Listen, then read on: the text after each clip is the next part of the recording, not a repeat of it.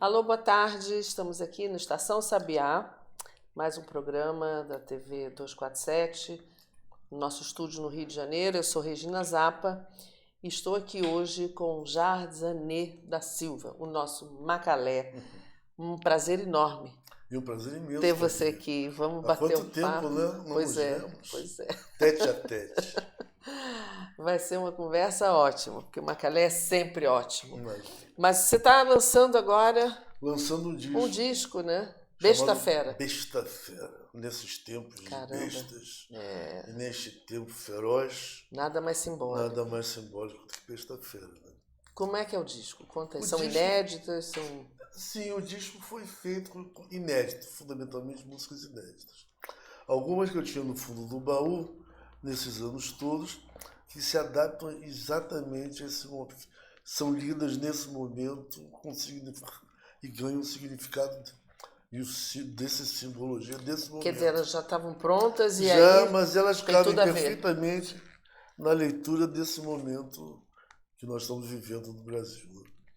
E outras foram compostas com meus amigos, alguns compositores paulistas, que eu gravei esse disco em São Paulo. Uhum. E o pessoal o pessoal que faz uma poesia nova, experimentação nova em música, coisas novas. Tudo, Mas as músicas nada são... não é novo, mas tudo é novo. Tudo é também. novo, é. Repaginado, repensado. Relido, Relido. lido, né? E o Kiko Dinucci, que é um compositor, alguns compositores de São Paulo, Kiko Dinucci, Rômulo Flores, Rodrigo Campos, também o Clima, fizemos músicas juntos e misturados, letras, eles fizeram letras, eu fiz a música, eu me intrometi nas letras, eles se intrometeram na música, com a produção do meu baterista que está tocando comigo, Thomas Arnes. Ele que fez a coisa de reunir esse pessoal em torno desse projeto Besta Fera.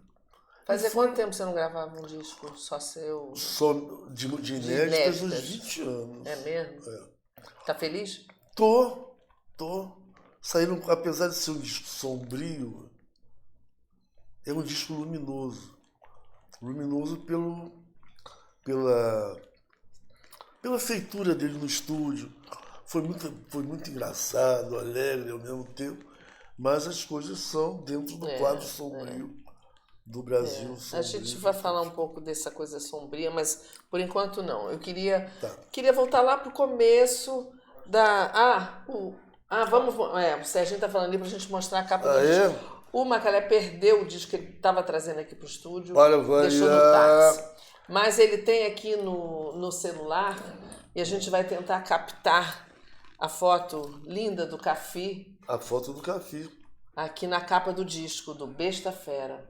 Esse é o disco que é o novo disco do Macalé. Conseguiu aí? Maravilha.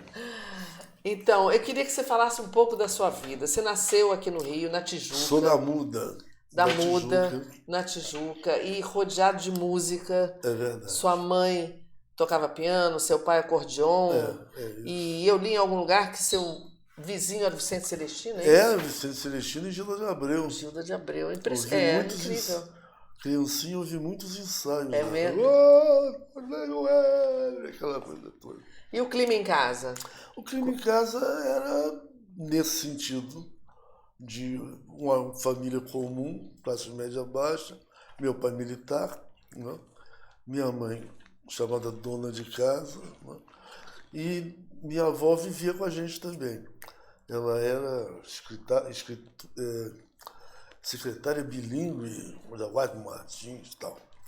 E nessa coisa comum, eu diria, vem a coisa da música, né? Minha mãe cantava muito bem. Sua mãe cantava? Sempre cantava muito bem. Mas assim, em casa? Mas não, em casa, nada de profissional. Meu pai... aquilo chamava atenção, né? Muito, imagine. E muita rádio nacional, né? Toda a minha geração praticamente foi... É verdade. Todo mundo foi formada pela Rádio Nacional. Você ouvia muito rádio em casa também? Muito rádio, sempre ligado. E você, então, foi chegando perto da música até que resolveu ser músico? Resolvi ser músico. Mas era a sua intenção desde sempre? Nenhuma. Você foi estudar outra coisa? Não, nenhuma, na realidade. Toda coisa minha era direcionada. Meu pai me perguntava muito: o que você vai ser quando crescer, meu filho? Ele queria que eu respondesse militar. Mas eu respondi uma coisa que ele odiava ouvir: padre. Era só para provocar. Mas nunca pensou seriamente nisso? Não. Mais ou menos. Mas no fundo, o ofício da música, um ofício é um sacerdócio. É um sacerdócio, no fundo. E eu fui chegando para a música. E aí meu pai faleceu, aos 48 anos de idade e tal. Eu fui colocado no colégio militar, no qual fui expulso. Era interno no colégio? Fui interno no colégio militar. Aí você foi expulso por quê? Porque eu briguei com o capitão da minha companhia, que depois foi revelado como um dos maiores torturadores da época. Capitão não é mole, Capitão Zamitch. É mesmo? Fez muito bem, então, em brigar com ele. Muito bem. Mas ele provocou. Me provou, porque eu era um menino que adorava... Qual era a minha turma no colégio militar? Castrinho, meu Deus, Castrinho, o filho da Arata, Agildo Ribeiro, imagina que turma. Eram todos os colégios militares? Eram todos os colégios militares. Seus colegas? Então, coleguinhas. O Fernando Bicudo também era do colégio militar. Ah, é? Então. Mas a gente vivia com violão debaixo da mangueira, para não dizer goiadeira. Lá tinha mangueira. Na mangueira, tocando violão, aquela coisa de teatro do colégio militar, tinha as festinhas no final de semana e tal, que eu animava lá, com violão, cantando e tudo. E interno. E uma vez o comandante da companhia, esse capitão Zamitch, chama minha mãe, viúva recente, e para reclamar de mim, que era um menino tal, e se tranca com a minha mãe no comando, lá na sala dele. E lá pelas tantas abre a porta, minha mãe estava convulsivamente chorando. Chorando? Aos prantos, ele disse: olha o que você fez com a sua mãe. Eu disse: o que eu fiz com a minha mãe? Não, o que você fez com a minha mãe? Aí foi uma confusão. Partiu para cima dele? Partiu para cima dele. Mas o danado era pequenininho, baixinho, mas fortinho, danado. Me pegou pela cintura. Mas foi bom porque, de uma certa forma, eu saí do colégio militar e comecei a me aproximar da música mesmo, de verdade. Mas e esse apelido de Macalé, como é que você ganhou? É porque eu não jogava bem futebol. Na época tinha um jogador de futebol no Botafogo chamado Macalé. E o pessoal me gozava quando eu pegava na bola: passa a bola, Macalé. Pô, Macalé, passa a bola. Aí ficou Macalé. Aí ficou. Porque Guilherme Araújo, lembra-se Guilherme Sim, Araújo? Claro. Empresário de todos os músicos. Dos músicos na época e tal, dizia que artista tem que ser 2 nomes ou um nome inteiro. Ou Regina Zappa, ou Macalé. Ou Jacques Macalé. Um nome só não dá. Ou então Antônio Carlos Brasileiro de Almeida Jobim. Não é? Um nome inteiro ou 2 nomes só para marcar. E ele escolheu para mim o nome de Jacques Macalé. Pegou o primeiro e pegou a pena. Não, e soa super bem, né? Soa bem. Minha mãe não gostava muito. Não, mas, meu filho, demos um nome tão bonito. Opa, caiu. Tá caído. Tá, meu filho, nós demos um nome tão bonito para você, Jade, Anila, Silva. E vocês me viram o nome de Jade Macalé. Eu digo, aí ficou. E ela começou gostando à medida em que a coisa ia acontecer. Aí, quer dizer, aí você vivia mesmo com a sua mãe e ela foi te incentivando quando ela soube que você estava caminhando para o estado da música? Foi, comprou meu primeiro violão. Comprou meu primeiro E você violão. Aprendeu com alguém? Aprendeu sozinho? Eu comecei a estudar, comecei a namorar a irmã do Turíbio Santos. Jesus. Olha, aí você aprendeu com o Turíbio? Não, aí é que tá. Ele me indicou a pessoa certa para que eu aprendesse, que foi Jodacil Damasceno, que é um grande violonista e um mestre extraordinário. É porque o Toninho, eu conheci, ele estava estudando para um concurso internacional de violão e tal. Tanto que ele foi e ganhou um concurso na França naquela época, 1960 e tal, e começou a experimentar outros violões, instrumentos. E eu sempre de olho naquele instrumento dele que era extraordinário. Ele começou a examinar outros instrumentos e tal, a experimentar, e encostou aquele instrumento ali maravilhoso que eu vi ele tocando o tempo inteiro. Aí eu disse assim, você não quer me passar esse instrumento, não tem coisa.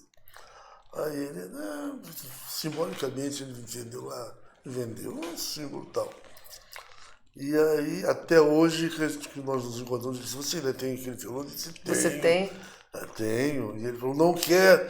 Não. Não tem volta. Agora não tem volta. Não. E aí eu comecei a estudar com o Gildas Damasceno, violão clássico, erudito, e entrei para a ProArte, ali em Laranjeiras, para estudar com Guerra Peixe. O mestre Guerra Peixe. Maravilhoso. Guerra Peixe, violoncelo, comecei a estudar com Peter Dogsburg, alguma coisa de piano, muito pouca, mas comecei a estudar com Esther Scliar, uma grande mestra, uma grande teórica, compositora, gaúcha, que que nos ensinava, não só a mim, como eu ensinava Edu Lobo também, Paulinho da Viola, uma turma da dita popular começou a você estudar. Você nunca teve dúvida, quer dizer, você, numa certa idade, na adolescência, foi se encaminhando para a música e aquilo era natural para você? Não foi assim, eu fui estudar, não sei o que, aí de repente eu vi que era... Não, foi violão. Foi natural. Música violão. Através do violão. E aí como começou sua carreira? Aí também era uma época fervilhante para a música no Rio, né? Muito, poxa vida. Já vinha aquela coisa toda e depois aconteceu a Bossa Nova. E toda aquela geração, Edu, Chico, Caetano, Gil, né? Até mesmo Paulinho, que parece ser tradicional, mas Paulinho é um músico extraordinário, né? Um compositor extraordinário, não é nada... Aquela época também virou uma coisa fervilhando, virou a época dos festivais, né? Exatamente. Isso que eu estava falando outro dia, porque você tinha a música, ela era uma protagonista na televisão. É isso aí. Não é? Tinha os festivais, e tinha os programas de música, né? Tinha o Fino da Bossa, Jair Rodrigues e Elis Regina, nessa época, né? 66, e 66 e 68, os festivais importantes da Record em São Paulo, depois no Maracanãzinho. Então a música, eu me lembro que a música não é como hoje, que é tudo meio segmentado, a música fazia parte da vida de todo mundo. Do cotidiano. Do cotidiano. Você ouvia, você sabia, você assistia aos festivais, acompanhava o nascimento de todos vocês, né? Isso. Né? No festival. Foi aí... Você ficou conhecendo, você tem músicas gravadas pela Gal, pela Bethânia, por você Elisete tem Cardoso. Elisete Cardoso, maravilhosa. Foi a primeira música gravada minha. É mesmo? Foi pela Elisete. Que maravilha. Depois veio Nara, o Leão. E aí vieram Bethânia, Gal e tal. Mas Clara Nunes. E também você tem parceiros importantes. Maravilhosos. Né? Zé Carlos Capinã, por exemplo. Caetano, Gil. O Ali Salomão, Chico Chaves, Falso Nilo. Tenho vários parceiros bacanas. E como é que você ficou conhecendo? Quer dizer, as pessoas se reuniam e um ia conhecendo o outro, ou foram nos festivais? Porque quando Bethânia, quando Nara Leão passou pela Bahia, que estava fazendo Opinião, aquela peça musical Opinião, com Zé Queste e João do Vale, que foi um contraponto, um sucesso em contraponto àquele momento que estava se vivendo. Que era plena ditadura. Então, ela estava querendo sair um pouco da Opinião e viu Bethânia lá na Bahia. E convidou Bethânia para substituí-la no Rio de Janeiro. Você andava pela Bahia também? Não, na época. Nessa época Porque eu conheci Caetano em 1963, se eu não me engano. No Rio? No Rio de Janeiro, quando Caetano veio fazer a trilha sonora de um filme chamado Moleques de Rua. E eu conheci através de Torquato Neto. Tem todo um caminho da roça aí. E aí a gente teve um contato, tal, conversou. E ele me convidou para ir para a Bahia, eu digo, iria, mas não acabei não indo na casa não. Aqui no Rio de Janeiro eu estou bem resguardadinho direitinho. Mas aí Nara foi lá, viu a Bethânia? Nara viu a Bethânia e quando Bethânia veio para o Rio de Janeiro, ficou hospedada lá em casa. Ah, é? Porque você conhecia a Nara, e a Nara... Não, porque eu conhecia o pessoal do Teatro Opinião. E eles não tinham lugar onde botar a Bethânia. Ela tinha que ficar em algum lugar. E minha avó, a querida avó, estava viajando pelo mundo. Então tinha um quarto lá, minha avó... Aí eles procuraram, mas a galera, Bethânia não pode ficar na sua casa. Eu digo, não pode, vou. Você morava ainda na Muda? Não, já morava em Ipanema. Em Ipanema. A gente vim para Ipanema com uns 15 anos, 5 anos de idade. E então Bethânia ficou lá em casa e, óbvio, a casa começaram a circular várias pessoas. Que coisa interessante. E como é que era a Bethânia nessa época? Era uma menina de 18 anos. Tímida, bonitinha. Bonitinha, por incrível que pareça. Bethânia sempre foi bonita. Ela é bonita, no Bethânia fundo. é muito Tem pessoas que têm... Mas ela é muito tímida, mas ao mesmo tempo muito vigorosa. Sempre foi. Sempre foi firme? Sempre foi de personalidade? Firme. Sempre foi personalidade forte. E você ouvia ela cantar? Você já tinha ouvido ela cantar? Ficar cantando dia e noite. Ficávamos tocando violão e cantando, na medida que ela estava lá em casa. Que depois ela foi substituir a Nara, né? Foi substituir a Nara. E eu substituí o violonista do Opinião. Ah, é? Nessa mesma época? Nessa mesma época. Chama-se Roberto Nascimento. Foi um dos primeiros parceiros. E aí aí comecei a viver essa coisa da música. O Joaquim Pedro de Andrade me convida para fazer algumas músicas sobre os poemas de Mário de Andrade na trilha sonora de Macunaíma. Eu faço. Aí começa também a trabalhar alguma coisa com o cinema. Mas como é que o Joaquim chegou a você? Quer dizer, todo mundo se conhecia, mais ou menos? Porque todo mundo, no fundo, acabava se conhecendo.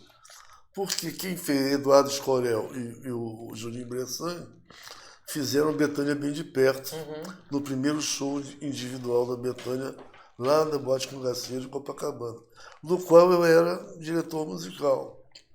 Então essas coisas todas vão se... Todo mundo vai se falando. O cinema vai se aproximando, vai se crescendo. Porque, inclusive, era uma época que tinha um diálogo forte entre todas as artes. Né? Isso. Quer dizer, a música, o teatro... Artes plásticas. Artes plásticas, por incrível que pareça. Que artes plásticas geralmente é uma coisa solitária, mas por conta dessa época repressiva da ditadura, todo mundo se manifestava. E o cinema novo ia buscar os atores do teatro, buscava na música a trilha, os compositores. Cenários com os artistas plásticos, era uma coisa bem se falava. Era uma soma. Foi muito importante essa época para as artes. A linguagem era fortíssima. Mas aquela ditadura gerou também uma resistência fortíssima nessa área da criatividade, né? Pois é. É isso que a gente... A criação é que resistiu. Ao que, nesse momento, por exemplo, está tudo diluído. Está tudo diluído, mas eu não sei o que vai acontecer, porque, inclusive, esse programa nosso aqui é um programa da Estação Sabiá que a gente chama de Arte, Cultura e Liberdade e Resistência. Porque talvez uma das formas de você resistir com a criação é falando sobre tudo isso, sobre os momentos importantes e sobre como isso é importante para a formação de uma identidade de um povo. De um povo, claro. E naquela época foi muito forte isso, e acho que essa foi uma das maneiras de resistir. De resistir, né? De resistir. E aí você saiu do Brasil em determinado momento, você foi para Londres? No momento, Caetano, que estava fora, foi foi lá para o exílio, né? Ele, Caetano Gil e várias outras pessoas, claro. E ele estava com um projeto chamado Transa e me convida para fazer a direção musical e também colaborar com ele, arranjos, essas coisas todas, e tocar com ele, gravar um disco lá em Londres, chamado Transa. E esse disco foi gravado lá, passei 1 ano e pouco. Mas você não estava exilado, você podia voltar? Não, eu podia voltar, mas estavam de olho em você. Claro, a coisa não estava fácil. Aí você aproveitou e ficou um pouco lá. É. E como é que foi essa temporada lá? Foi ótimo, quer dizer, apesar do frio. E apesar de aquela coisa estranha de você não estar no seu país, não é? Na sua língua. Mas aproveitou-se que se pôde das coisas que estavam lá, né? Os concertos, os festivais, aproveitar para ver o cinema, teatro, enfim. Você ficava junto lá com Caetano e Gil? Vivemos na mesma casa. Morávamos na casa do Caetano. E eles moravam todos próximos, mais ou menos próximos. E aí você voltou junto com eles? Voltou antes? Voltei antes com Caetano, para a gente fazer alguns concertos aqui no Brasil. O Gil voltou depois, um pouco depois também. Nós fizemos grandes concertos aqui no Brasil com esse trabalho do Transa. E isso ainda era ditadura. Ainda era ditadura. Anos 70. Né? E o que aconteceu com a Tropicália? Sabe que eu não sei. Você não gostou muito, porque você se desentendeu? Não é que eu não gostasse muito. Você criticou um pouco? Foi. É porque eu não gosto de andar em turma, na realidade. E eu também não gosto de uma profunda solidão. Eu gosto da independência, do estar em várias coisas. Mas Tropicália mesmo, ela uma coisa importantíssima, né? Que ela trouxe à baila, inclusive, não só a junção houve um pensamento em relação à Tropicália. Claro. A Tropicália. O pensamento trouxe à baila uma relação mais profunda e crítica com as coisas que estavam sendo feitas, né? E retomar aquela coisa do Oswald de Andrade também, da Semana de 22, e Vilmário e tal. E também, tanto que o teatro entrou na Tropicália, vinha o teatro entre os excelsos, o Teatro Oficina, assim como o Glauber, do outro lado, tinha o seu cinema. Um movimento ali que abarcou todas do mesmo jeito que a música, enfim, que as artes falavam. Antes, aí veio a Tropicália e foi uma revolução. Foi uma revolução. Foi uma evolução, eu diria, naquela época. Mas que foi truncada, mais uma vez, por aquela fatídica ditadura, né? Que deu uma dispersada em todo mundo. Mas, enfim, quando eu voltei querendo ser músico. Bom, agora eu vou fazer o meu trabalho. Eu colaborei com o pessoal todo, que apesar de não ter participado da coisa da Tropicália em si, eu estava sempre atento ao que estava acontecendo. Mas você já tinha suas composições? Já tinha minhas coisas, já tinha as coisas todas. Aí quando voltei, quis fazer o meu primeiro disco, que é o Jazz Macalé de 1972, que até hoje a garotada está atrás. Assim, de querer ouvir, de querer ouvir. Era muito inovador. Né? E aí eu fiz a coisa, além de fazer um show na época, chamado Sorriso Verão, no Museu de Arte Moderna do Rio de Janeiro. Aconteceu uma coisa, eu produzi junto com o Chico Chaves, meu parceiro, produzimos o Banquete dos Mendigos, que foi um show, né? Comemorando o 25º aniversário da Declaração dos Direitos Humanos. Falar de direitos humanos naquela época. Como é que foi isso? Como é que foi a repetição? Isso foi uma maluquice. Conta aí. Porque eu estava procurando um lugar para fazer um show porque eu tinha brigado com gravadora, tinha brigado com tudo. Eu queria fazer um show solo, não é? E estava procurando um espaço para fazer esse show solo. E passei no Museu de Arte Moderna do Rio de Janeiro, não é? Conversando com meu amigo, meu Deus, diretor da Cinemateca. O Cosme? Cosminho. Conversando com o Cosminho, ele perguntou, rapaz, por que você não faz um show aqui? Eu falo com a Luísa Lustosa, vai ter uma comemoração do 25º aniversário da Declaração dos Direitos Humanos. Bem a calhar, né? Na ONU, patrocinado pela ONU. E por que você... Isso era 72? 72, 73. Plena plena Barra Médici. Por que você não faz, não se alia aqui a ONU, tal coisa? Eu digo, então, vamos ver, vamos tentar. Ele me apresentou, Antônio Moinho, que é diretor da ONU no Brasil, do Centro de Informações da ONU no Brasil, e aí Luísa Lustosa. E fizemos Aí eu fui de casa em casa dos meus coleguinhas.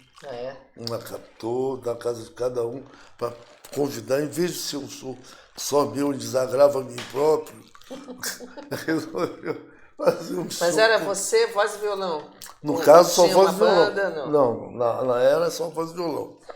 Mas nós nos juntamos e fizemos um show nos 20º, chamado Banquinho dos Mendigos, no dia 10 de dezembro de 73, que era o dia do aniversário no banco. E teve algum tipo de censura? Teve tipo de censura, fomos cercados. Por tudo, por isso do exército, polícia, por tudo. Mas teve o show? Teve, claro, o show. Mas eles só não desancaram a gente, que ficava até, apesar de tudo, ficava até feio bater na ONU. No dia dos direitos humanos. Eu acho que hoje em dia nem estariam aí para isso. Pois imagina. Mas mesmo aquela coisa foi uma provocação muito forte para cima daquele momento. Encheu o show? Super lotado. Aquele lugar dá para umas 1.000 e tantas pessoas, umas 3.000 e tantas pessoas lá dentro. Muita gente. Era o ar livre? Não, foi dentro do museu. Dentro do segundo museu? andar. Olha. Naquele espaço do segundo andar. Não é muito comum fazerem show ali dentro, né? E foi foi lindo. E as várias pessoas tinham todas as várias correntes da música, de Raul Seixas, Paulinho da Viola. Estava assistindo ou deram canja? Não, tocaram oficialmente. Olha. O Chico, MPB4, Edu Lobo, Milton Nascimento. Muita gente, Gal, Costa no final. Tem o registro? Tem. Ele foi gravado na Moita, naquele momento. E nós pegamos as fitas e tentamos fazer um disco durante muito tempo. Nenhuma gravadora queria. É mesmo? Nenhuma, a não ser... Todo mundo com medo. Né? Todo mundo com medo. A não ser o Vitor Martins, poeta, ele estava lá no departamento da RCA Vitor, que na Moita ele conseguiu fazer que aquelas fitas passassem, tem coisa, e que terminasse em um álbum. Mas foi gravado o áudio, não foi gravado... Foi gravado o áudio, só o áudio. Não foi gravado em vídeo. Pô, seria sensacional, né? Virou um álbum duplo, e que foi proibido, claro, e foi proibido em todo o território nacional durante 5 anos, até que na era Médici lá foi liberado. E tem, quem quiser ouvir esse... Existe, tem aqui. Baixa na internet? Baixa na internet. O disco todo. Banquete dos Mendigos. E aí foi ser o primeiro show que você... Não, esse show foi independente de mim mesmo. Foi uma produção... Você começou, mas aí... Foi uma coisa que não tem nada a ver com a minha carreira profissional como músico, como compositor e como cantor. E daí pra frente eu fiz vários 2 shows. anos depois você fez o Aprender a Nadar? Aprender a Nadar. Em 74. Que é o disco, 74. Aí só o disco, não teve show? Teve um lançamento extraordinário debaixo da Ponte Rio-Niterói, dentro de uma barca da Cantareira, no qual eu me joguei ao mar. Foi o mínimo de lançamento que eu podia fazer. Você se lançou, né? Lancei os dias que lancei normal. Eu fiz a gravadora dar uma festa numa barca na Cantareira. Convidei gente que fomos. O pessoal teve que te salvar lá, você nadou, na boa, não estava bêbado. Eu tinha alugado uma barquinha que foi acompanhando. Mesmo assim, foi uma tentativa de suicídio. Claro. Depois eu vi. E a altura daquele negócio não é brincadeira. Mas naquele, sabe, aquele afã, de fazer as coisas, aí foi. E tinha muita gente na barca? Era assim, uma barca lotada? Enorme, lotadíssima. Enorme. E teve show na barca? Teve um show na barca no qual eu me despi e me joguei ao mar. Se lançou, Muito bem. Isso quando eu tinha Isso foi filmado, não? Não, mas foi fotografado. Algumas fotografias apareceram depois. Apareceram na imprensa depois. Mas isso tudo me valeu também a um convite mais tarde, não isso especificamente, mas o meu trabalho como compositor, autor, músico e tal. Aí eu fui convidado por Nelson Pereira dos Santos para fazer a trilha sonora do Amuleto de Ogum. Você fez outra para ele também? A Tenda dos Milagres. A Tenda dos Milagres. O livro de Jorge Mas o Amado. Amuleto foi o primeiro. O Amuleto foi o primeiro. E aí foi uma maravilha trabalhar com o Nelson, que aprendi toda aquela coisa de cinema para minha produção de música. Não é? O que você aprendeu, assim, por exemplo, que você pescou para a tua produção? O que era? A coisa de tornar a interpretação mais visual, eu diria. Não só acústica, auditiva. Transformar as imagens... fortalecer na música, dentro da música, as imagens que as músicas têm, que mostram. Mas isso servia também para a composição ou na hora de interpretar? Para a composição e para a interpretação também. Interessante isso, né? Porque para a interpretação também. Você assiste o filme e aí você vai fazendo a trilha em cima das imagens. Isso te ajudou também. A isso, a fazer o meu próprio trabalho musical como... Você já tinha feito o Macunaíma, né? Tinha, justamente, mas só música em cima dos poemas do Mário de Andrade, né? Que o Joaquim Pedro me pediu. E, bom, enfim, depois eu fiz a Tenda, me envolvi com essa coisa de cinema, arte plástica. Você também trabalhou como ator, né? Trabalhei, o Nelson não me botou como ator. Mas ele pegou você na hora ali? Tudo. Na hora ele me botou. Você vai ser o ceguinho que vai fazer contar a história do filme e tal, o ceguinho firmino.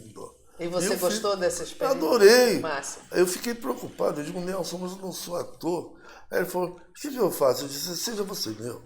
Eu digo, tá, seja você mesmo. Então fui eu próprio. Não, assim, claro, caracterizado, como cego, como e você depois não personagem. Não quis seguir? Não, é muito trabalhoso. O cinema é muito trabalhoso. Demora. É uma maravilha. Eu sou fascinado por isso, mas eu prefiro a minha música, que já dá um trabalho danado. E o teu processo, essa é uma pergunta que acho que todo mundo faz aos compositores, né? Como é que você cria a tua música? Eu acho música, como eu escrevo, para mim a letra não é tão mistério, mas a música para mim é um mistério. Mas a letra é mistério também, profundo. Mas eu consigo entender melhor esse mistério. Você, claro. Mas para mim é o seu universo. É o meu universo. Agora a música, como é que ela vem? Alguém teve aqui outro dia, não foi Sérgio, e falou que a música é vertical e a letra é horizontal. Acho que foi a Joyce, né? Foi ela que falou isso. Eu não sei. Como é que é para você? Eu não sei, é uma coisa que é um estado, primeiro é um estado de espírito.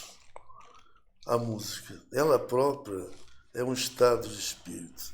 E você pode entrar nesse estado ou não. Tem momentos que você entra nesse estado. Então você se prepara para esse estado? Algumas vezes sim, mas raramente. A mim me vem como uma coisa... É a palavra que me estimula a fazer música, inclusive. Eu sou mais um compositor, autor de música sobre a palavra. Entendi. Do que propriamente a música só. Eu tenho alguns temas individuais, tal, que eu faço no meu instrumento, tal. Aí você faz junto música? Faço, mas a composição com letra é a letra que me estimula a música. Interessante. E, inclusive, a palavra já tem um som intrínseco, ela já vem com som. As frases vêm com som. Né? O movimento dos barcos, por exemplo, com Capinã, tão lindo, né? que é grande aqui. Eu não tenho uma frase musical igual a outra. Ela veio em ondas. No movimento da palavra mesmo. No movimento das palavras ela veio. Quer dizer, que você recebe a letra e aí você trabalha assim. E quando você faz letra? Raramente. Você faz antes também? Ela vem também, junto com a música. Tá. E Vapor Barato, tem uma história? Vapor Barato tem uma história, que é a história da música. Eu fiz em 15 minutos. Jura? Porque o Ali me chegou com essa letra e me perguntou, será que isso dá música? Aí eu comecei a ler, botei em cima dali e comecei a ler já com a... É aquela coisa que a palavra já vem com o som. Ela já vem com a... É outra que é linda, com uma coisa. Que essa história do Vapor Barato é uma loucura, porque o Ali estava andando com a bagana de maconha em São Paulo e numa batida daquela da rota na rua, todo mundo, aquele cabelo comprido, aquela roupa toda, foi preso. Só que essa prisão ele foi parar no Carandiru. Jura? É. Sabia dessa história, não? Pois é, durante alguns meses. Tá. Quando ele saiu da prisão, foi morar em Niterói. Apavorado. Mas ele ficou um tempo na prisão? Ficou um tempo, até descobrirem ele lá, foi uma loucura. Onde está o Ali? Ele sumiu. Onde está o Ali? Ele desapareceu e ninguém sabia. Não, ninguém sabia, foi numa coisa dessa. Até encontrarem ele lá dentro. Então, e ele foi morar em Niterói durante um tempo, e por causa dele vem também eu aprender a nadar. Para ir para Niterói. Para ir para Niterói. Vou aprender a nadar no Morro da Cantareira. Ele vinha cantando muito o Morro da Cantareira. E ele fez essa letra na barca. E me entregou lá em casa uma vez. Será que vê se isso dá música. Vê se dá música. Você tem, vamos ver. Aí foi nascendo, deu. Claro, você que falou depois. Que nasceu em 15 minutos essa música. Impressionante. Isso quer dizer que ela começa a ser elaborada depois, no muito que vai. Quer dizer, a ideia mas principal. A ideia principal, o núcleo da ideia foi ali. Ele te entregou, aí você fica sozinho e aí vem... Eu comecei com ele mesmo, cantando. E ele dando pitaco lá, querendo modificar de calma, vamos fazer. Até que ela formatou. Aí eu fiquei cantando, até que entregou para Gal Costa, que fez aquele sucesso extraordinário no Fatal, né? Naquele show Fatal. E outra música, você tem outra história de outra música assim que tenha te marcado bastante? Acho que todas me marcaram bastante.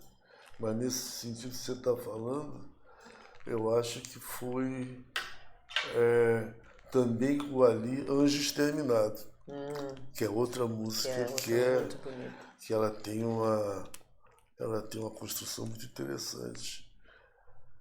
E é outra também que não tem, que foi saindo aos borbotões. Você tem música com a Sueli Costa? Não, mas gosto muito dela. Não achei que tinha. Porque ela é uma musicista extraordinária. É mesmo. E aí, bom, tem uma coisa aqui que eu queria te perguntar.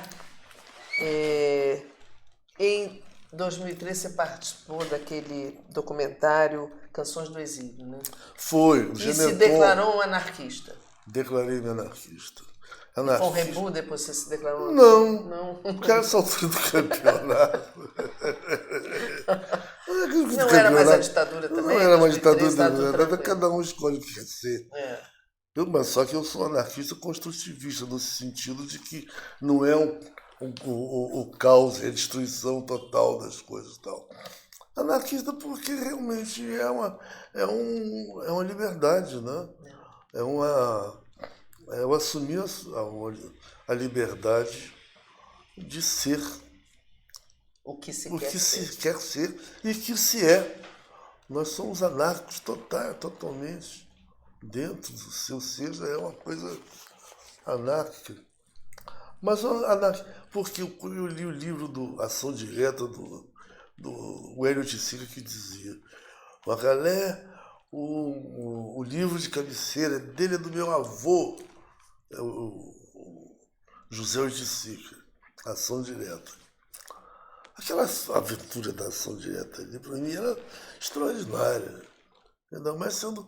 E que se transformava... Uma liberdade, né? Total. Porque a minha anarquia é na relação à criação. Claro. Claro. É você ter essa possibilidade de ser livre na sua criação, sem amarras, sem nada. Então, vem daí essa anarquia. Macalé, e a tua experiência com Moreira da Silva? Meu grande Moreira. Ele é o máximo. Ele é o máximo. Quando eu saí de casa, a gente estava lá arrumando eu me mudei para o Leme, e então aquelas caixas todas de revistas, disso, daquilo, e encontrei uma caixa só Moreira da Silva. A nossa aventura foi formidável. A minha aventura com ele. Conta aí. Foi formidável. Porque ele era um ser extraordinário. É um carioca, um brasileiro profundo, com todos os erros e acertos do brasileiro. Mais erros do que acertos, inclusive. Né? Ele é anarco total. E o inventor de uma linguagem. E o criador de uma linguagem, criador de um personagem, que era um malandro e tal. Parece que o brasileiro era malandro. Mas ele trabalhava, eu nunca vi uma pessoa trabalhar tanto quanto ele. Como é que você conheceu ele? Eu o conheci quando a gente foi fazer um show, fizeram um projeto 6h30, lá na Praça Tiradentes, né? No Teatro João Caetano. Tem João Caetano e o João Caetano. Foi o João Caetano. E foi para ocupar o tempo que estava desocupado o teatro. O Emílio Belo de Carvalho e o Albino Pinheiro bolaram um projeto chamado 6h30, que seria fazer duplas de músicos autores populares brasileiros e ocupar aquele espaço fazendo shows, tal coisa. E o pessoal que estivesse por ali esperando para ônibus, ia lá fazer shows baratos, de qualidade e tal. E eu fui escalado para fazer dupla com o Moreira da Silva. Que já era... Mas você não conhecia? Não, ele já era meu ídolo. Claro. Mas você se conheceu pessoalmente? Não, conhecer pessoalmente não. Aí eu conheci pessoalmente. É espetacular. Figura. Como é que foi esse show? Foi maravilhoso, porque deu margem a uma porção de coisa. Ele dava margem à improvisação. Aqueles breaks dele, ele escrevia crônicas. Contava crônicas dele na história dele, na música dele. É espetacular. E eu me enriqueci muito. Como pessoa, né? Como humorista, porque é extraordinário. Ele é engraçadíssimo. Impressionante.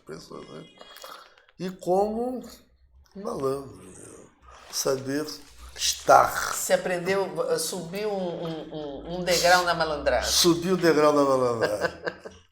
Quase caí. Porque tem que ser muito... Eu dizia para o Moreira: rapaz, você é muito malandro mesmo. Porque você inventou um personagem de malandro para viver malandramente da malandragem, sem ser malandro, porque ele não era malandro. Ele não era malandro. Nada, era um trabalhador. Trabalhador. Daquele de carteira assinada. Ele vai ser malandro assim na Conchinchina. Malandro para sobreviver, para viver, para poder fazer a arte para viver, na realidade. Nem sobreviver. Criou uma linguagem, criou uma história impressionante. Moreira da Silva. Mas você estava falando aí do anarquismo, né? Como é que a pessoa que tem a liberdade dentro dela para criar, para viver, para pensar, como é que está vivendo esse momento nesse Brasil tão sombrio? Fazendo besta-fera, criando músicas e criando situações que lhe defendam. Tá difícil se defender dessa história, mas que lhe defendam internamente para poder não matar sua produção, não cair nessa rede de ódio, essa rede de irresponsável com o ser humano, com o próprio ser humano. De desumanidade. Se desumanizar jamais. Então tem que ser dentro desse quadro. Tá difícil. E você, para esse show agora, você vai fazer para esse show, não, para o lançamento do disco, tem vários shows? Tem vários shows. Daqui a pouco virão vários shows. Agora, temos alguns 3 ou 4 shows pela frente. No Rio, São Paulo? Rio, São Paulo, principalmente. E, fundamentalmente, com o repertório do disco. Agora, você tem um show que você faz há 20 anos com Zé Renato, Moacir Luz, Ginga. Como é que é esse show?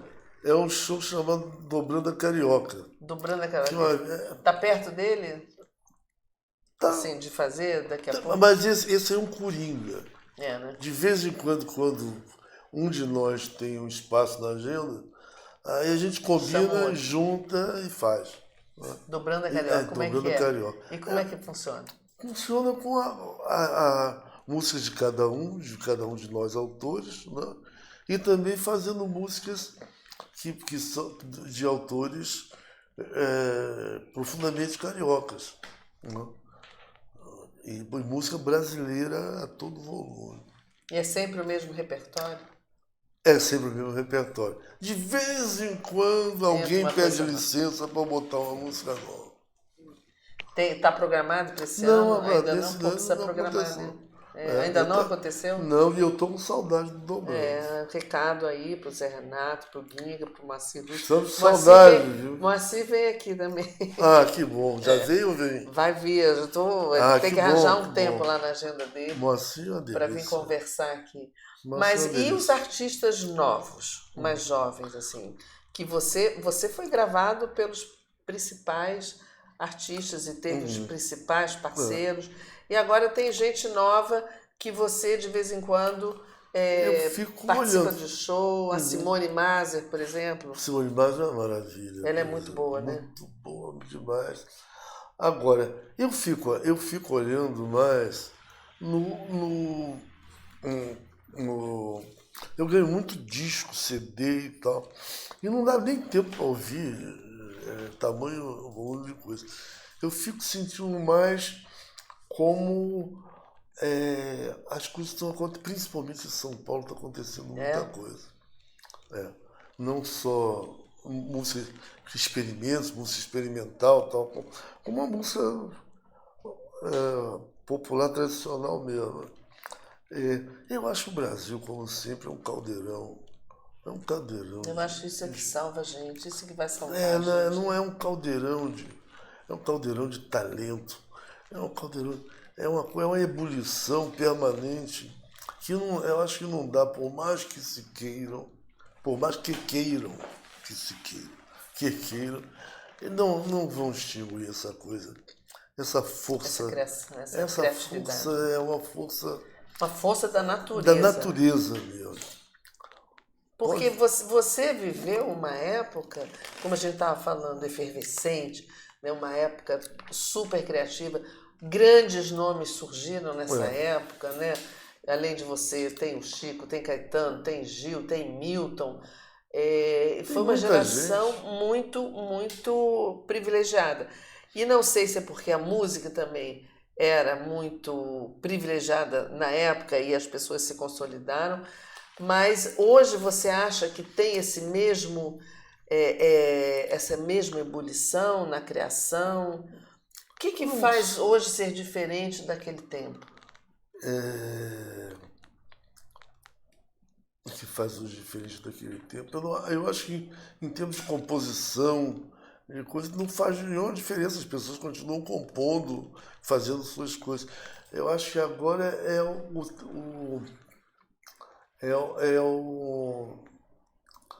são as plataformas que chamam das músicas serem colocadas para você saber, né? A televisão está com outra linguagem. Antes tinha a Rádio Nacional, depois a televisão. É outra coisa. Televisão é outra história. Quer dizer, nós estamos aqui, por exemplo, em uma entrevista intramuros. Né? É outra linguagem, é outra coisa e atinge milhares e milhões de pessoas. No país e fora do país. De tudo. Né? Agora, no Brasil, as rádios estão praticamente mortas. Né? Em termos de música. Em termos de música mesmo, de coisa.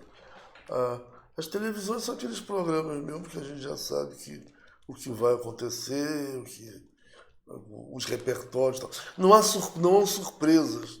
E tudo meio fragmentado? Tudo meio fragmentado. E não há surpresas como existem do Brasil inteiro, porque existem essas surpresas. Elas não estão no ar. É diferente. Mas é engraçado porque ao mesmo tempo em que a gente tem agora, como você falou, plataformas e internet que espalham mais as coisas, tornam pessoas que não teriam talvez chance de chegar à mídia, mas é tudo meio fragmentado, então tem nichos, né? Então aquele nicho que é do sertanejo, aquele nicho do axé, da música popular, a gente precisa ainda entender essa transformação, né? Eu acho que podia misturar tudo isso. E como é que faz isso? Isso eu não sei.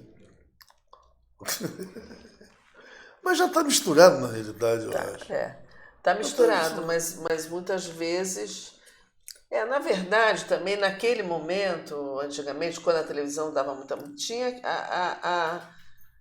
aqueles músicos, aqueles compositores, aqueles artistas e a MPB, né? Tinha vindo da Bossa Nova, teve o samba, a Bossa Nova, depois voltou o samba de novo, aí teve a Tropicália. Aquilo era um mundo menor e hoje está mais espalhado. Está mais espalhado, eu acho, não é? Está mais espalhado. Você, assim, em termos das suas composições, os seus discos, você acha que tem mais dificuldade de atingir um público hoje do que naquela época? Não, eu tenho mais facilidade de atingir um público do que hoje. Inclusive, o meu público atualmente é interessante. É um público bem jovem, impressionantemente jovem. De 15 aos 30, 40 anos. É impressionante. Quando eu olho do palco aquela rapaziada no show, eu fico emocionado. Que é tanto, e a sede de ter aquilo, de beber. Que bom, né? Aquilo é uma maravilha. Que bom que tem gente bem jovem. Mas muito jovem mesmo. Mas isso está falando nos shows, né? Nos shows. Você tem algum tipo de veiculação na internet? Não, pode baixar suas músicas? Tem o meu site Jazz Macalé, que é o site que tem o material todo. Agora, me impressiona, tem também essa coisa dessa linguagem dessas plataformas. Quando eles vão, eles praticamente já sabem o que querem e que me pedem coisas que eu mesmo não tinha pensado. Não tinha pensado há muito tempo. Pedem coisas como assim? Pedem músicas minhas ou músicas das quais eu cantei. Que você já esqueceu. Já esqueceu, tem coisas que já não estão no roteiro. Mas que eles vão lá e pesquisam. Pesquisam e vão lá de volta. Então, temos esperança. Temos esperança, sabemos esperança. Que você... Por que não? É verdade, o Brasil a gente não vai... tem que ter. Não, eles podem fazer tudo que quiserem, o Brasil não vai acabar agora. A gente até que eles podem dar um jeito, mas o Brasil em si não dá para acabar assim. Né? Então Como você... um todo, não é impossível. É impossível. Justamente porque tem essa força criadora. Eu também acho. Né? Eu acho. Isso talvez seja a salvação, essa resistência. Nesse momento está um pouco arrefecida, né? É essa a palavra? Acho que sim. Arrefecida, mas eu acho que vem diante dessa ebulição, diante dessa necessidade de existir, o Brasil vem à tona contra todos os horrores, todos os conservadorismos, todos os obscurantismos, empecilhos de toda ordem. Eu acho que... Tomara. E o que você deseja para você como compositor, como artista, no futuro, no Brasil? Continuar criando muito? Qual é o teu vislumbre, assim? Qual é a tua esperança e o teu desejo? Muita saúde para mim, para você, para nós. Saúde para aguentar o tranco. Para aguentar o tranco. A gente vai aguentar, né? Vai, como não? Pô, tá bom. Estamos aí. Tá ótimo, Macalé. Adorei a conversa com também, você. muito Foi obrigado. maravilhosa. Volte sempre. Muito obrigado. Depois a gente... você podia um dia vir com violão, né? Posso, é só dizer, é só combinar. A gente dá umas canjas aqui, vamos combinar. Tá bom. Muito obrigada. Muito Adorei obrigado a conversa. Você. Eu também. Tomara que você continue aí com toda a tua criatividade, todo o seu talento, compondo muito pra gente te ouvir. E vamos no show também. Boba! Obrigado. Obrigada de novo. Obrigado, pessoal. Até a próxima. E obrigado, Serginho, também ali fazendo a transmissão. Até já.